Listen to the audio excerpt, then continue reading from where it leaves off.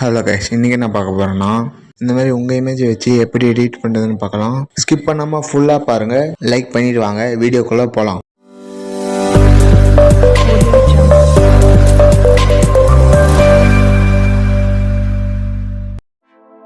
Picture open பண்ணிங்க, background image டிஸ்கிரிப்ஷனில் கொடுக்குறேன்.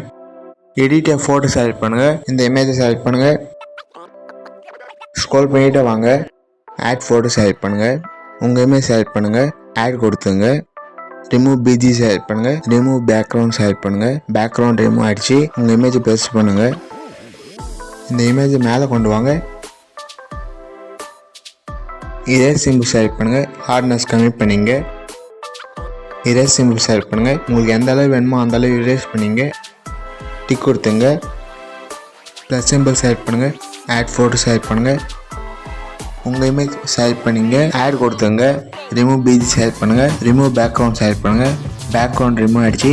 ஷேடோவுக்கு மேலே வேறு மாதிரி செட் பண்ணுங்கள், இமேஜ் உங்களுக்கு எந்த அளவு வேணுமோ அந்த அளவு பேஸ்ட் பண்ணிங்க, இந்த மாதிரி கரெக்டாக வர மாதிரி செட் பண்ணிங்க, டிக் கொடுத்துங்க, டவுன்லோட் கொடுத்துங்க, லைக் பண்ணுங்கள், கமெண்ட் பண்ணுங்கள், உங்கள் ஃப்ரெண்ட்ஸ்கிட்டே ஷேர் பண்ணுங்கள். இந்த மாதிரி வீடியோ பார்க்கணுன்னா மறக்காமல் சப்ஸ்கிரைப் பண்ணுங்கள். அடுத்த வீடியோவில் பார்க்கலாம். பாய்.